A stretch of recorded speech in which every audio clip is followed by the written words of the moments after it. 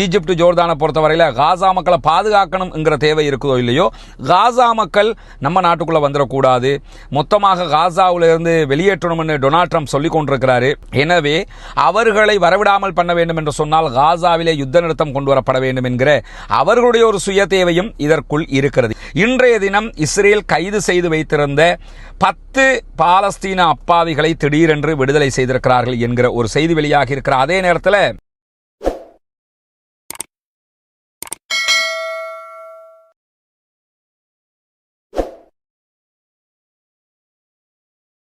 அஸ்ஸலாமு அலைக்கும் வரஹ்மத்துல்லாஹி வபரகாத்துஹு. பேரன்பிற்கினிய சகோதர சகோதரிகளே, நம் அனைவர் மீதும் ஏக இறைவனுடைய அமைதியும் கருணையும் உண்டாகட்டுமாக என்கிற உயரிய பிரார்த்தனைகளோடு காசாவில் கிட்டத்தட்ட 558வது நாளாக இன்றைக்கும் என்னவெல்லாம் நடக்கிறது என்கிற செய்திகளைத்தான் நம்ம பார்க்க இருக்கிறோம். நமக்கெல்லாம் தெரியும், அக்டோபர் 7, 2023 இஸ்ரேலிய ஆக்கிரமிப்பு படைகள் காசாவினுடைய நிலப்பரப்பின் மீது ஆக்கிரமிப்பு யுத்தத்தை ஆரம்பித்திருந்தது. ஆரம்பித்ததில் இருந்து இன்றைக்கு 557 நாட்கள், 2 வருடங்களை நம்ம நெருங்கிக் கொண்டிருக்கக்கூடிய இந்த நேரம் வரைக்கும் யுத்தம் தொடர்ந்து கொண்டே வருகிறது. இந்த நிலையில இன்றைக்கு இதுவரைக்கும் 19 அப்பாவிகள் இஸ்ரேலுடைய தாக்குதல்களில் கொல்லப்பட்டிருக்கிறார்கள், ஷஹீதாகி இருக்கிறார்கள் என்கிற கவலைக்குரிய செய்திகள் வெளியாகி இருக்கிறார். அதே நேரம் 40க்கு மேற்பட்ட அப்பாவிகள் படுகாயம் அடைந்திருக்கிறார்கள் என்கிற செய்திகளும் வெளியாகி இருக்கிறது. இப்படி தினம்தோறும் இஸ்ரேலுடைய தாக்குதல்கள் அதிகரித்து வரக்கூடிய அதே நேரத்தில் எப்படியாவது ஒரு சமாதான உடன்படிக்கை வந்துவிட வேண்டும், சீஸ் ஃபயர் கொண்டு வரப்பட வேண்டும் என்பதில் சர்வதேசத்தில் இருக்கக்கூடிய சில முக்கியமான நாடுகள் மும்முரமாக செயல்பட்டு வருகிறது. அதிலே கத்தாருடைய வகிபாகம் என்பது மிக முக்கியமானது. தற்போது ஈஜிப்டும் அதோடு இணைந்திருக்கிறது, ஜோர்தானும் இணைந்து கொண்டிருக்கிறது. ஈஜிப்ட் ஜோர்தானை பொறுத்தவரையில் காசா மக்களை பாதுகாக்கணுங்கிற தேவை இருக்குதோ இல்லையோ, காசா மக்கள் நம்ம நாட்டுக்குள்ள வந்துடக்கூடாது, மொத்தமாக காசாவில் இருந்து வெளியேற்றணும்னு டொனால்ட் ட்ரம்ப் சொல்லிக் கொண்டிருக்கிறாரு. எனவே அவர்களை வரவிடாமல் பண்ண வேண்டும் என்று சொன்னால் காசாவிலே யுத்த நிறுத்தம் கொண்டு வரப்பட வேண்டும் என்கிற அவர்களுடைய ஒரு சுய தேவையும் இதற்குள் இருக்கிறது. எது எப்படி போனாலும் நமக்கு அங்கு சமாதானம் ஏற்பட வேண்டும் என்பதுதான் நம்முடைய அடிப்படையாக இருக்கிறது. குறிப்பாக தற்போதைய இந்த யுத்தம் ஈரான் வரைக்கும் வியாபித்து நிற்கிறது.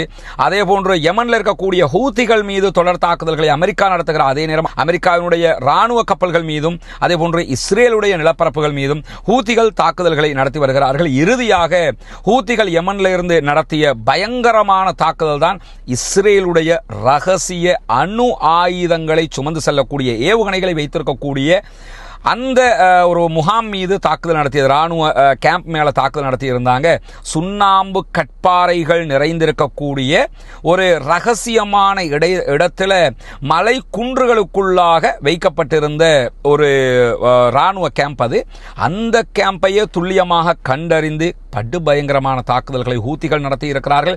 எனவே அதிலே இஸ்ரேல் எதிர்பார்க்காத பல இழப்புகள் அவர்களுக்கு ஏற்பட்டிருக்கிறது என்கிற செய்திகள் வெளியாகி இருக்கிற காரணத்தினாலையும் தொடர்ந்தும் இஸ்ரேலுக்குள்ள ஆர்ப்பாட்டங்கள் வெடித்துக் கொண்டிருக்கக்கூடிய காரணத்தினாலையும் எப்படியாவது இந்த யுத்தத்தை நிறுத்திவிட வேண்டும் என்பதில் தற்போது இஸ்ரேலும் முனைப்பு காட்டுகிறது என்பது நமக்கு தெளிவாக தெரிகிறது. இந்த நேரத்தில் தான் இன்றைய தினம் இஸ்ரேல் கைது செய்து வைத்திருந்த 10 பாலஸ்தீன அப்பாவிகளை திடீரென்று விடுதலை செய்திருக்கிறார்கள் என்கிற ஒரு செய்தி வெளியாகி இருக்கிற அதே நேரத்தில் இஸ்ரேலுடைய பாதுகாப்பு அமைச்சர் இன்றைக்கு வெளியிட்டிருக்கக்கூடிய அறிக்கையில் என்ன சொல்லியிருக்கிறாருன்னா, எக்காரணம் கொண்டும் நாங்கள் காசாவுக்குள்ள எந்த விதமான உணவுகள், மருந்துகள், தண்ணீரை கொண்டு போவதற்கு அனுமதிக்க மாட்டோம் அப்படின்னு சொல்லிருக்கிறார். ஐநா மீண்டும் மீண்டும் ஒரு விஷயத்தை வலியுறுத்துறாங்க. எப்படி வலியுறுத்துறாங்கன்னு கேட்டா, இது பசியோடு வைத்து கொள்ளுகிற ஒரு இன அழிப்பை இஸ்ரேல் செய்கிறது என்கிற விவகாரத்தை வலியுறுத்தி கொண்டே இருக்கிறார்கள். இப்படி தொடர்ந்து இஸ்ரேல் காசா மக்களுக்கான உணவு, மருந்துகளை தடுத்துக் கொண்டிருக்கக்கூடிய நேரத்தில் தான்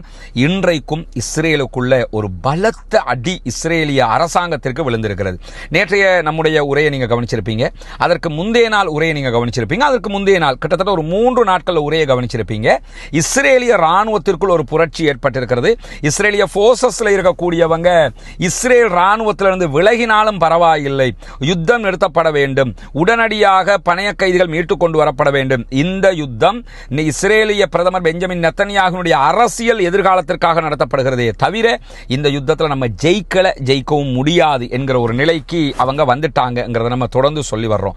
அதே மாதிரி இஸ்ரேலுடைய புதிய ராணுவ தளபதியாக பதவியேற்கக்கூடியவரும் என்ன பண்ணாருன்னா, நான் வந்தா வெட்டுவாங்க குத்துவான் தொலைப்பான் இந்த மாதிரி நின்னாரு. ஆனா கடைசியாக அவருடைய அறிக்கையும் எப்படி ஆயிடுச்சுன்னா, நம்மளால ராணுவ ரீதியில் வெல்ல முடியாது, உடனடியாக ஒரு சீஸ்ஃபயரை கொண்டு வாங்க என்கிற நிலைமைக்கு அவர் தள்ளப்பட்டிருக்கார். இதுக்கெல்லாம் காரணம் என்னன்னா, இஸ்ரேலிய ராணுவத்திற்குள் ஏற்பட்டிருக்கக்கூடிய புரட்சிகர மாற்றம். அவங்க யாருமே யுத்தத்துக்கு போக மாட்டோம்னு சொல்லி இருந்த நேரத்தில் நேற்றைய நம்முடைய வீடியோவில் 11,000 பேர் இதுவரைக்கும் இந்த புரட்சிகர குழுவில் இணைந்திருக்கிறார்கள் என்கிற செய்தியை நம்ம சொல்லியிருந்தோம். 11,000 பேர்ல ஆல்மோஸ்ட் மெஜாரிட்டியாக இருக்கிறவங்க யாருன்னா இஸ்ரேலி போர்சஸ், ரிசர்வ் போர்சஸ் இருக்கிறாங்க. தற்போது பணியில் இருக்கக்கூடிய ராணுவ அதிகாரிகள், அதிலும் குறிப்பாக விமானப்படையினுடைய அதிகாரிகள் இருக்கிறாங்க. 8200 என்று சொல்லக்கூடிய இஸ்ரேலுடைய கணினி உளவு பிரிவு, சைபர் கிரைம் சம்பந்தப்பட்ட உளவு பிரிவினுடைய முக்கிய அதிகாரிகளும் அதிலே இணைந்திருந்தார்கள். மொசாதினுடைய அதிகாரிகள் இணைந்திருந்தார்கள். ஷின்பத்தினுடைய அதிகாரிகளும் இணைந்திருந்தார்கள். இப்படி உளவுத்துறையில் இருக்கக்கூடிய அதிகாரிகள் எல்லாம் இணைஞ்சுக்கிட்டு இருக்கிற நேரத்தில் நேற்று என்ன பண்ணாங்கன்னா, நேற்று இரவைக்கு பிறகு இஸ்ரேல் முழுவதும் இருக்கக்கூடிய கல்வியலாளர்கள், அதே போன்று இஸ்ரேல் முழுவதுமே இருக்கக்கூடிய ராணுவத்தில் இருக்கக்கூடியவங்க, இப்படி அத்தனை பேரும் கையெழுத்து இடுகிற வகையில் இந்த கையெழுத்து இயக்கம் நாடு பூராக வியாபிக்க ஆரம்பித்திருக்கிறது. அந்த அடிப்படையில் அன்பிற்கினிய சகோதர சகோதரிகளே, நமக்கெல்லாம் தெரியும், புனிதமிக்க ரமலானுடைய மாதத்தில் நம்ம வெளியிட்டு வந்த ஒரு அறிவிப்பு தான், பொத்துவில் பகுதிகளில் இலங்கையினுடைய கிழக்கு மாகாணத்தின் முதன்மை ஊராக இருக்கக்கூடிய அந்த ஊரில் ஒரு வீடு இல்லாத சகோதரர்களுக்கான 14 வீடுகளை அமைக்கிற திட்டத்தை நம்ம ஆரம்பிச்சிருக்கிறோம். அதற்குரிய பணிகள் மிக மும்முரமாக நடைபெற்று வருகிறது. அதனுடைய காட்சிகளை நீங்க பார்ப்பீங்க. வீடுகள், ஒரு வீடு முழுமையாக கம்ப்ளீட் ஆகிற ஒரு நிலைக்கு வந்திருக்கு. இரண்டாவது வீடும் நெருக்கமாக முடிப்பதற்கு நெருக்கமாக வந்திருக்கிறோம். மூன்றாவது வீடு கட்டப்பட்டு கொண்டிருக்கிறது. 4வது வீட்டுக்கான ஆரம்ப பணிகளும் ஆரம்பிக்கப்பட்டு விட்டது. எனவே முதல் கட்டமாக 5 வீடுகளை முடிப்பதற்குரிய ஏற்பாடுகளில் மும்முரமாக நம்ம செயல்பட்டு வர்றோம். இதெல்லாமே உங்களுடைய ஜகாத்து மற்றும் சதகா நிதிகளை கொண்டுதான் செயல்படுத்தப்பட்டு வருகிறது என்பது உங்களுக்கு தெரியும். அந்த மக்களுக்காக நீங்கள் வழங்கக்கூடிய இந்த உதவிகள் நாளை மறுமையிலே கண்டிப்பாக இறைவனிடத்திலே மிக பெரும் பாக்கியங்களை நமக்கு பெற்றுத்தரக்கூடிய ஒன்றாக இருக்கிறது. அல்லாஹுக்காக நாம் செய்கிற அனைத்து செயல்பாடுகளுமே மறுமையை இலக்காக கொண்டதாக இருக்கிறது. சொர்க்கத்தை பெற்றுக்கொள்ளக்கூடிய இலக்கை தான் நாம் நிர்ணயித்து வைத்திருக்கிறோம். எனவேதான் இந்த பணியை நம்ம பண்ணி வர்றோம். அங்கே இருக்கக்கூடிய நம்முடைய சகோதரர்கள் அந்த பணிகளை மிக மும்முரமாக முன்னெடுத்து வருகிறார்கள். இதற்காக உங்களிடத்தில் தான் நாம் தொடர்ந்தும் உதவிகளை எதிர்பார்த்து வருகிறோம். எனவே இதற்காக உதவ விரும்புகிற சகோதர சகோதரிகள், தாய்மார்கள், பெரியவர்கள், முன்னால் தெரிகிற நம்முடைய வங்கி கணக்கிலக்கத்திற்கு உங்களால் முடிந்த உதவிகளை வாரி வழங்க முடியும்.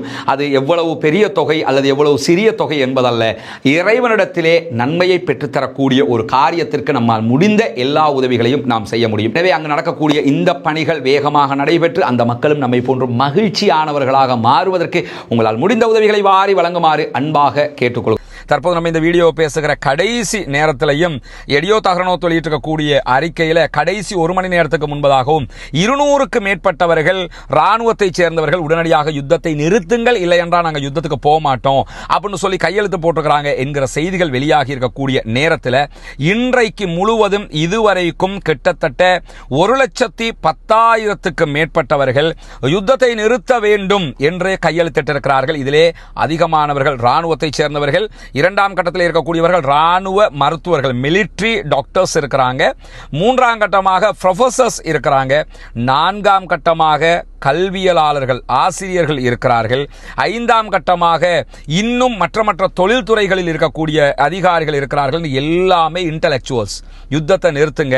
ஏன்னா இப்ப மொத்த இஸ்ரேலில் இருக்கிறவனுக்கு என்ன புரிஞ்சிருச்சுன்னு கேட்டா, இந்த யுத்தம் நடக்கிறது காசாவை கைப்பற்றுறதுக்கோ நம்ம பணைய கைதிகளை மீட்டுக்கிட்டு வர்றதுக்கோ இல்ல, நெத்தன்யாகு என்கிற தனி மனிதனுடைய அரசியலை பாதுகாப்பதற்கு, எவண்டையாவது அரசியலை பாதுகாக்கிறதுக்கு எங்க பிள்ளைகள் ஏன் சாகணும் என்கிற ஒரு நிலைக்கு அவங்க வந்துட்டாங்க. ஒரு அருமையான ஒரு நிலைப்பாட்டை அவர்கள் எடுத்திருக்கிறார்கள். அந்த அடிப்படையில் இன்றைக்கு 1,10,000 தாண்டிய கையெழுத்துக்கள் பெறப்பட்டிருக்கிறது. இது இஸ்ரேலிய பிரதமர் பெஞ்சமின் நெத்தன்யாகுவுடைய ஈர கொலையையே ஆட்டுகிற ஒரு செயல்பாடாக மாறி இருக்கிறது. நம்ம அமெரிக்காவை சமாளிக்கிறதா, பாலஸ்தீன விடுதலை போராளிகளை சமாளிக்கிறதா, ஈரானை சமாளிக்கிறதா, ஹூத்திகளை சமாளிக்கிறதா, இந்த யுத்தத்தை எப்படி சமாளிக்க போறோம்ங்கிறத தாண்டி இப்ப உள்ளுக்குள்ள இருக்கக்கூடிய ராணுவத்தை எப்படி சமாளிக்க போறோம்ங்கிறது தெரியாம தடுமாறுகிறார்கள் என்கிற என்கிற செய்திகளுக்கு மத்தியில் பாலஸ்தீன விடுதலை அமைப்பினுடைய துணை ராணுவ குழு இன்னைக்கு சரமாரியான தாக்குதல்களை ஜெனின் பகுதிகளில் ஜெனின் பட்டாலியன் நடத்தி இருக்கிறார்கள் என்கிற செய்திகள் வெளியாகி இருக்கிறது. குறிப்பாக ஜெனின் பட்டாலியன் இன்றைக்கு வெளியிட்டிருக்கக்கூடிய அறிக்கை நீங்க பாத்தீங்கன்னா, எங்களுடைய போராளிகள் ஜெனின் பகுதிகளில் ஒரு மிகப்பெரிய காலாட்படையை எதிர்கொண்டார்கள் என்று அறிவித்திருக்காங்க. ஒரு தரைப்படையை எதிர்கொண்டிருக்காங்க. இந்த தரைப்படையில் மினிமம் 30 பேர் இருந்ததாக சொல்லப்படுகிறது. அந்த 30 பேருக்கு எதிராக உச்சகட்ட தாக்குதல்களை நடத்தி வெற்றி பெற்றிருக்கிறோம் அப்படின்னு சொல்லி அவங்க அறிவிச்சிருக்கிற காட்சியை பார்க்கலாம். நாங்க ஜெயிச்சிட்டோம் அப்படின்னு சொல்லி அறிவிச்சிருக்கிறாங்க. வெறுமனே ஒரு 2 பேர் செத்து போனா ஜெயிச்சிட்டோம் அறிவிக்க மாட்டாங்க. மொத்த படையையே காலி பண்ணியிருந்தா மட்டும்தான் அறிவிப்பாங்க. எனவே நாங்கள் எங்களுடைய இந்த ஜெனின் பட்டாலியன் இன்றைய தாக்குதலில் மொத்தமாக இஸ்ரேலுடைய காலாட்படையை கபருக்குள் அனுப்பி இருக்கிறது என்கிற செய்திகளை வெளியிட்டிருக்கக்கூடிய நேரத்தில் இன்றைக்கு பாலஸ்தீன விடுதலை அமைப்பினுடைய ஈரான் தலைநகரில் இருந்து செயல்படக்கூடிய ஈரானுடைய பிரதிநிதியாக இருக்கக்கூடிய பாலஸ்தீன விடுதலை அமைப்பினுடைய ஈரானுக்கான பிரதிநிதியாக செயல்படுகிற ஹாலித் ஹதூமி அவங்க ஒரு முக்கியமான அறிக்கையை வெளியிட்டிருக்கிறார். அதில் அவர் என்ன சொல்லியிருக்கிறார்னு கேட்டா, இஸ்ரேல் ஒரு ப்ரொபோசலை தந்திருக்கிறாங்க எங்களுக்கு யுத்த நிறுத்தம் தொடர்பாக. அந்த ப்ரொபோசலை நாங்கள் ரீட் பண்ணி கொண்டிருக்கிறோம், அதை பற்றி ஆராய்ந்து கொண்டிருக்கிறோம். இந்த ப்ரொபோசலை நாங்கள் ஏத்துக்கிறதா இல்லையாங்கிறது பற்றிய ஆய்வுகள் நடந்து வருகிறது. ஆனால் என்ன ப்ரொபோசலை தந்தாலும் நாங்கள் ஒரு விஷயத்தில் தெளிவாக இருக்கிறோம். நிரந்தர யுத்த நிறுத்தத்திற்கு இஸ்ரேல் ஒப்புக்கொள்ள வேண்டும். இஸ்ரேல் ராணுவம் மொத்தமாக காசாவை விட்டு வெளியேற வேண்டும். அடுத்த 3 ஆண்டுகளுக்குள்ளாக காசா மீண்டும் மீள் கட்டுமானம் செய்யப்பட வேண்டும்.